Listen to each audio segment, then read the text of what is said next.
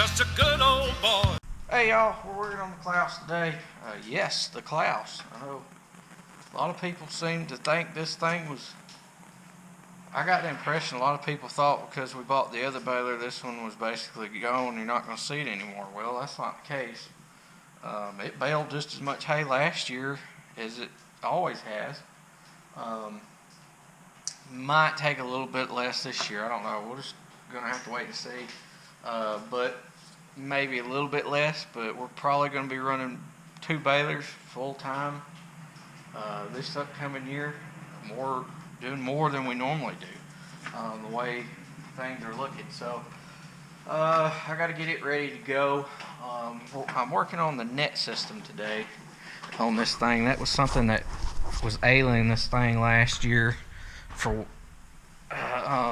towards the end, and it needs to be addressed. Is this pan down here. This is the pan that the net wrap feeds down into. As it comes off the roll, it goes down into here, and then this net wrap this pan actuates and pushes up into the belts, and it feeds this lip here, goes up into the chamber. There's a little plate that meets right here underneath this, and it just shoots the net wrap right up into the chamber where the hay's at.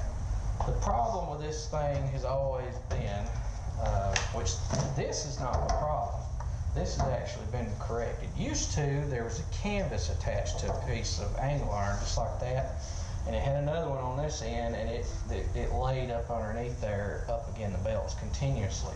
Well, what would happen is those canvases would stretch over time and get worn out because they always stayed right up against the belts and everything. And there was no way to tighten the tension on them. So after a while, the net would just slide down in here and it would just stay. The belts would never grab it and pull it up in there. So on the 460s, they come up with this design, which mine's a 360. This is a 460 net kit pan. This baler has been halfway converted to a 460 net system. The twine box, or the net box itself, is still the 360 design. It's never been converted, but under the twine box, the feed part that goes in the chamber has all been changed over to the 460s system. Now, that being said, a problem the 460 has with these pans, which this is one reason why I went with another option this time on the balers, because I do not like this. And I do not like the net box design either. It's because over time, as these things start to get wear, they get to where it won't pull the net in and feed properly. So that was one thing. It's not a huge problem, but it is a nuisance problem. It's a little bit annoying because every so often you'll be driving out through there and it won't tie a bale for some reason. It may bale 40 or 50 rolls, and then all of a sudden it won't tie, which, first of all, this baler's got 30-some thousand, around 30,000 rolls through it. So, that being said, it ain't a whole lot I can complain about with this thing. It's been a great baler. So I can't really complain. Most people never get nowhere near that. They always trade before they ever get anywhere near that kind of hay through it. Can't really complain a whole lot. First 10, I think it's 8 to 10,000 rolls I rolled through this thing. It never give 1 ounce of trouble with nothing. It worked perfect every single bale that went through this baler. All I did was grease it, and that was it. That's all I ever had to do to it. Nothing. The net issues started to show up probably a little bit after that, and then they really become a headache at about 15,000 bales, which was with the old system, the 360 system, not the 460 system. Now the 460 net box with this pan together is actually a pretty good system. It works pretty good, but I was just ready for something different. I had seen issues with this, and I knew that it wouldn't be as bad as it is. Part of my problem is this is a 360 net box with a 460 pan system, and the density on the roll on the 360s changed throughout the roll. It would actually get less As let me show you. As the baler or the bale got smaller, the net roll got smaller, the density would change, because this is the density bar here that pulls down with these springs.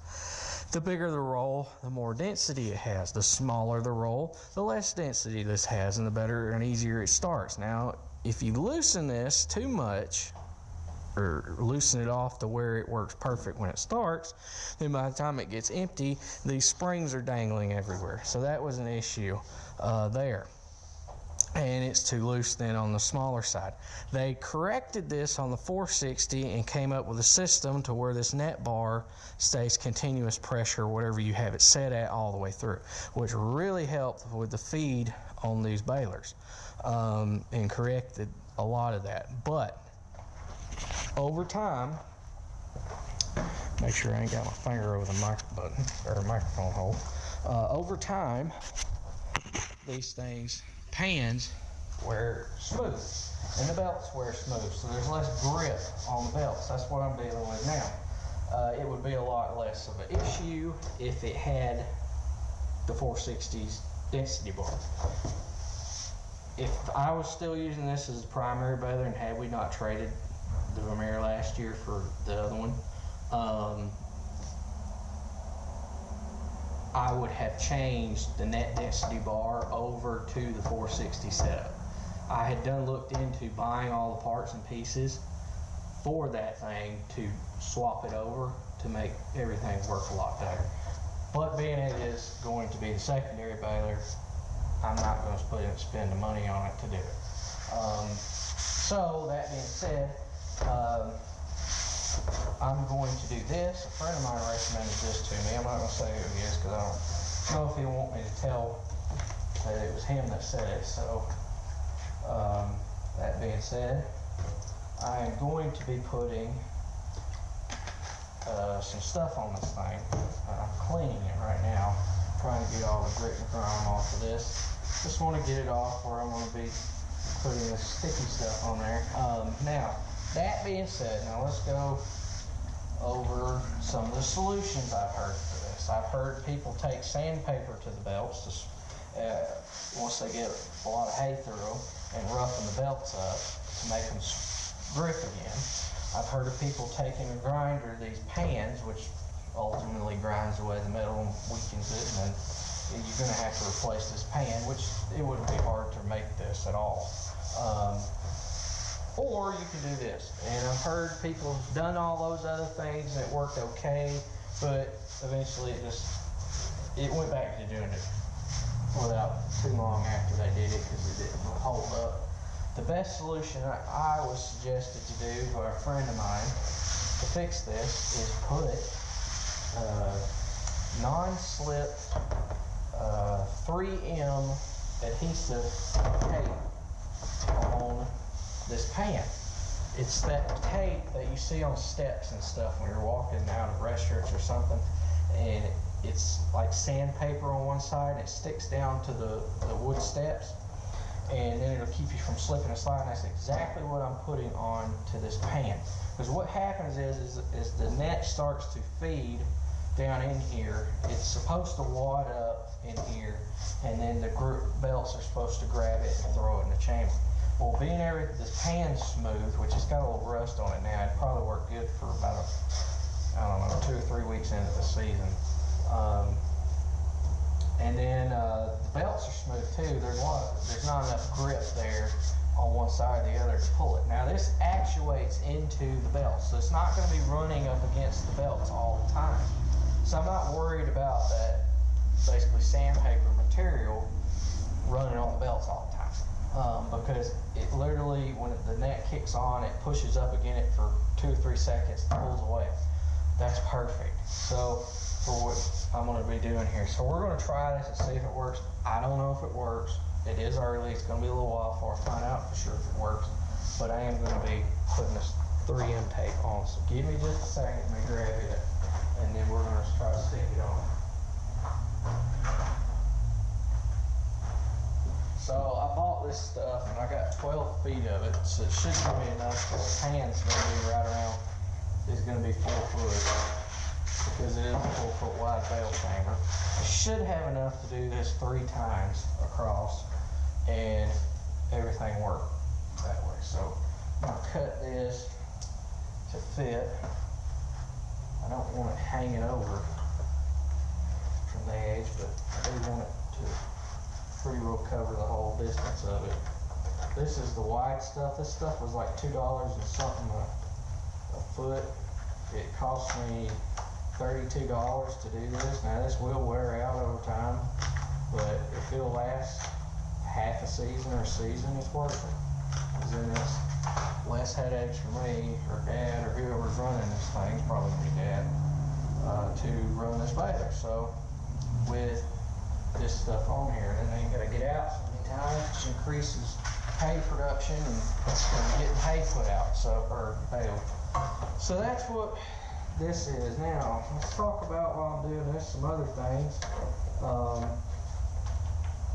Fertilizers went up a lot, and chemicals have gone up astronomically. One chemical we were using on our cow pastures was Grazon X, HL, high load. We was using it, and that stuff has doubled since last year. So we're been looking for an alternative. I think what we're going to go with is Duracore, I think is what it's called. It's also made by the same company that makes Grazon X. Grazon X used to be made by Dow AgroSciences, but Dow AgroSciences division, their AgroScience division, got bought out by, starts with a C. They're the ones that makes it all now. They've come up with this new stuff that's supposed to be good, better for the environment without 2,4-D in it. Some people's told me it works good. Some people's told me they put it out and it didn't work at all, which that could be because of the weeds that they were targeting. Maybe it was the rate they applied it at didn't target those particular weeds. I don't know. I can't speak for everybody. Some people told me it killed part of the weeds that they were after, not all of them. Some people told me it worked great. Some people told me go ahead and mix it a little stronger. Then it has I think it's 2 or 3 different levels of mix.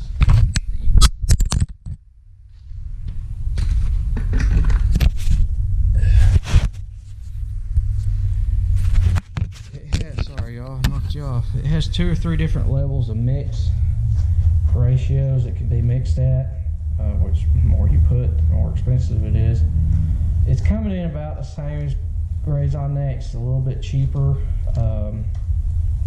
as far as the difference, and I've actually found it, a lot of places have looked at it's been as expensive as Grazon X, which kind of, if that was the case, I'd just buy the Grazon X because it works. You can't use Grazon multiple times though in a row, year after year, because eventually it will start to have an effect on the grass and kill it. It won't allow it to reseed, so you kind of got to do a year of Grazon, then a break, use something else like 2,4-D, something like that. Or you will have a little bit of reseed issues. That's just Grazon. I like Grazon. A lot of people don't like it. The reason why I like it is because it has a residualness that stays in the ground.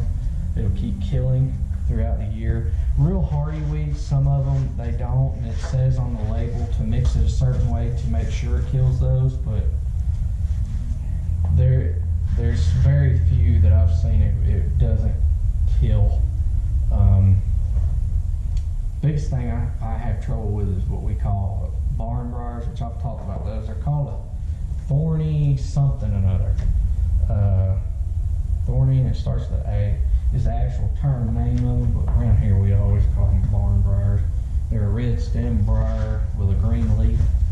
They're probably the hardest thing to kill that I've found that we have around here. It works good on yellow flower weeds, thistle, all that stuff. Mixed it the rate that it says to mix it at. So that's that's where we're at. I thought about the generic, SLC Farms recommended the generic PD, which I like PD better, but I didn't know it, but our license is just expired on spraying. So, and with PD, you have to have a license. With Next and some of the others, you don't. I really don't want to have to go get another license renewed, because most of the sprays now that you can even get anymore, you don't have to have it. So that's kind of my thing. I just assume not have to have those, but I don't know. There was a huge price difference. If it hasn't changed, it might be worth going and getting them again, renewed. In our county's a bunch of ASS's about that stuff, so it is what it is. But yeah, we're going to stick this on,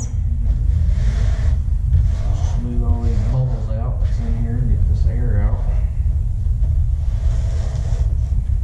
and get this thing squared away. There's a few other things this baler needs, but I don't know. After last year, I may just let it ride this year and hope the best. If the year starts to turn out good, then maybe we'll pull it in halfway and I'll fix some stuff on it. Then I got the other one and it's brand new. I don't know. We'll just have to wait and see. But I really don't want to spend the money on it right now. It's nothing that's pressing or that's a major issue. It's just general wear stuff that's due to be done. But there's not a lot left. I've done a lot to it last couple seasons. Really, it's in really good shape for the amount of hay it's got through it. If they had that few things done, there's no reason why it shouldn't go for another 15,000 anyway. The baler should. I do like the Ferguson. I'm not gonna lie. I really like the Ferguson baler. I keep looking for Claas to come out with a new round baler, because that 460's been out for a while, and that variant design is basically the same as that one. I'm looking for a complete refresh. Then if that happens, I think Claas is going to have something good. But I needed the baler now. And I like the Ferguson, I really do. I was a little bit worried about it because it had such good luck out of Claas. It's been one of the best balers we've ever owned. So far, I like the Ferguson as much. So, I don't know. We'll just wait and see how it goes. I really like it a lot too. That thing will eat some hay, which this one here will too. I can't say anything bad about this Claas baler. It's been very good to me. But it was ultimately the net system I felt was the game changer. If the Claas had a net system like the Massey does on it, the 4160V, I probably would have bought another Claas just because of the luck we had, but it didn't. So we bought the Massey. I'm very happy with it so far. All right.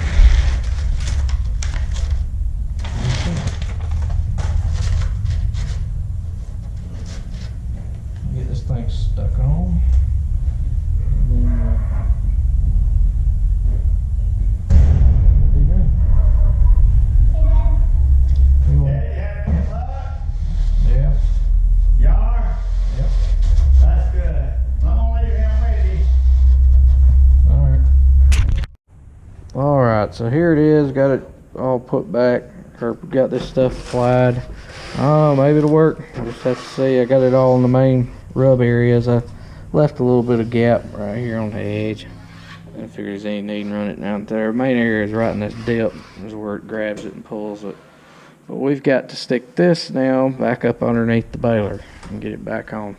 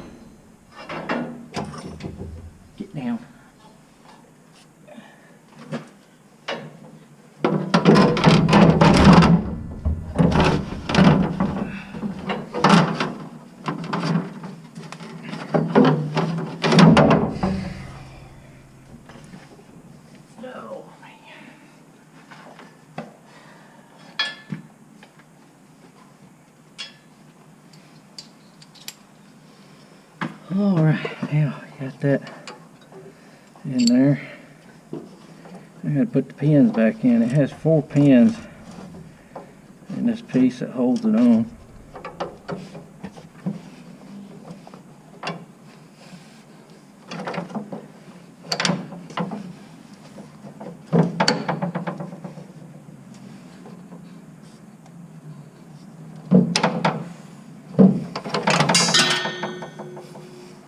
What happened? I dropped one. I think I told you to get down, didn't I?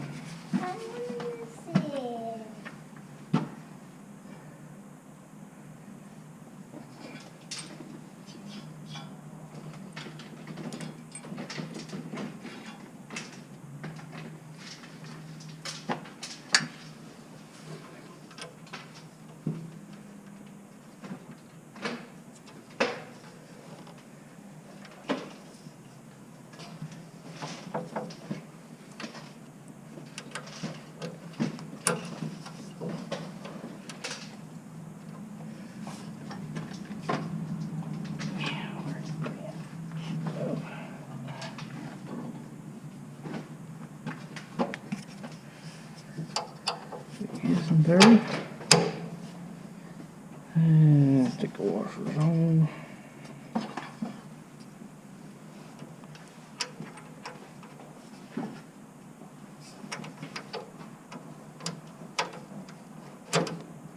There we go.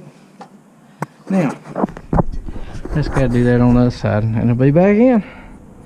And that's it for that little modification. Hopefully it'll work.